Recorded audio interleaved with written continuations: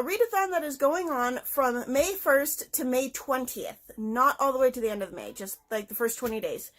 And there are teams. So we have teams for all of the main planetary Sailor Scouts. So the Sailor Starfighters and stuff aren't in it. But it's like Sailor Moon, Jupiter, Uranus, Neptune, Pluto, like all of the main ones, plus Tuxedo Mask and Sailor Chibi Moon. And then, so each of us, we've all been, well, actually all the prompts are for them. I think Sailor Chibi Moon and Tuxedo Mask don't have teams, but the rest of them have teams. And I am on Team Sailor Mercury, and I'm so excited because she's one of my favorite Sailor Scouts, and I'm really, really excited for the group book or the team book that the Sailor Mercury team is going to be doing. And so I've chosen books for every one of the prompts, but I'm most likely not going to get to read all of the prompts. And the way it works is there's a group book for everyone that's participating in the SailorMoonAthon, and that is Beds Are for Flowers. And so we're all reading that, and when we count the pages for that, it's going to be triple pages. And then each team has a team book, and for my team, for Sailor Mercury's team, that is Warcross, which I tried to paint. It didn't come out the best, but I don't know, it's kind of growing on me. We'll see. And so we're going to be reading Warcross for the team book, and so that's going to count as double points. And then any book that we read that counts for a prompt will be double points, and then any book we read that doesn't count for a prompt or group book or team book is going to be just regular single pages points. So I have written down all the prompts. So for Sailor Moon, it's reread a favorite book.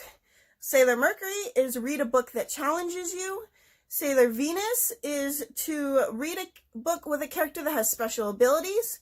Sailor Mars is to read a book that includes fire in any way. Sailor Jupiter is to read a book that is 400 pages or more. Sailor Saturn is to read a standalone. Sailor Uranus is to read a book with a gorgeous cover. Sailor Neptune is to read a contemporary novel. Sailor Pluto is to read a dystopian novel. Tuxedo Mask is to read a romance novel. And Sailor Chibi Moon is to read a novella. And so I have all of those here. The Beds Are for Flowers I have as an ebook on my Kindle, so I will show a picture, but I don't have the actual physical book. As I said, for the team book, it's going to be Warcross. And then the first books that I'm going to be reading is The Inheritance Cycle, which consists of the 4 main books and the novella, or I think it's a novella. It's either a novella or short stories or something, by Christopher Paolini. And the reason I'm reading these first is because he's going to be in town on May 10th at 7 p.m. And I want to try and read the entire series again before he's back, or before he's in town, before I get to meet him and get his signing. And I've read all of these books before. I read them when they first came out. This is a lot of books. It's a big stack. And I don't think I'm going to get through all of them before May 10th. It is already May 5th, and I'm only 200 pages into Aragon, and I still have like 800 pages per book of the rest of the books to read. So I'm way behind, but I'm going to try. And so each of these books, like the 4 main books, all qualify for 4 prompts. They qualify for, I believe it was Sailor Moon, which is reread a classic, Sailor Jupiter, which is read a book over 400 pages, Sailor Mars, which is to read a book that has to do with fire in any way, and I believe it was Sailor Venus, it was one of the Sailor Scouts, which is to read a book about a character with special abilities. And since all 4 of the main books count for all 4 of those prompts, if I manage to read all 4 books before May 10th, then I'm going to just do like 1 book per prompt. If I only manage to read, say, Aragon before May 10th, then I'm going to count Aragon for all 4 of the prompts, if that makes any sense. And then the little one, The Fork, the Witch, and the Worm, counting as Sailor Chibi Moon's prompt, which is to read a novella. And I'm going to try and read these all before May 10th. If I don't finish reading them before May 10th, then I'm going to finish whichever book I'm on, and I'm going to put the series aside, and I'm going to continue on with the rest of the books that I've chosen for the SailorMoonAthon, and continue with inheritance cycle in June. So, but I am going to try and get them finished before he comes. And so, again, that's all 5 of these books here.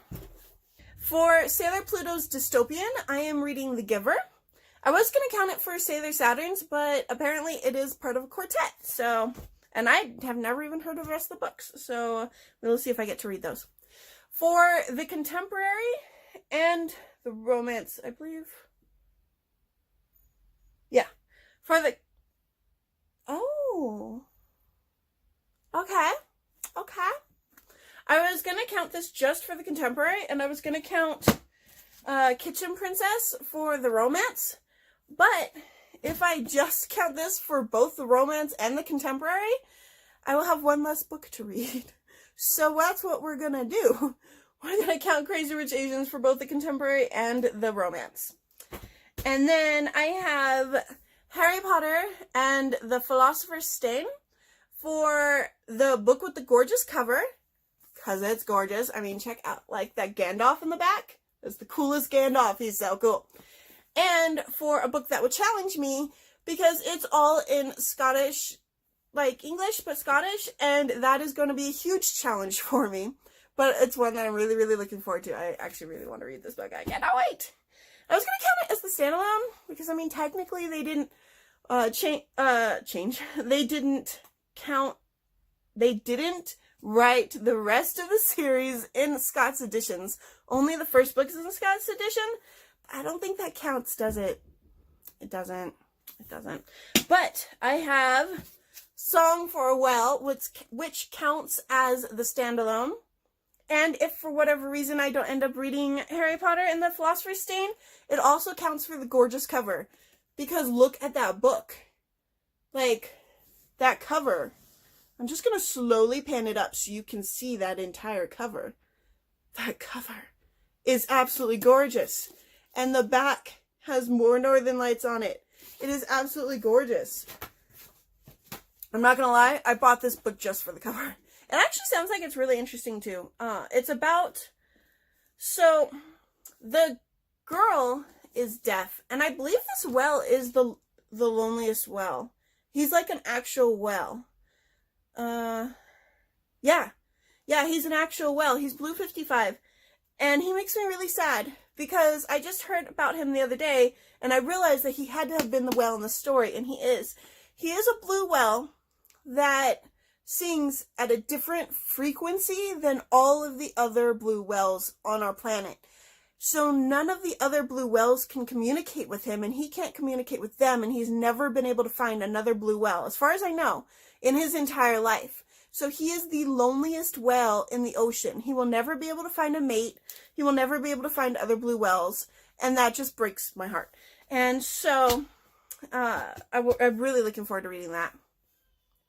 And I guess I will just include this one since it was in the picture, and just in case I don't end up reading Crazy Rich Asians, I do have this for the romance novel as well. Kitchen Princess is one of my favorite mangas, and it is a reread for me. I'm looking forward to getting to reread it. So, that is all of the books that I'm going to try to read for the Sailor Moon TBR, or SailorMoonAthon. We will see if I get to all of them. I am certainly going to try, and I will see you guys in a few more days. Bye!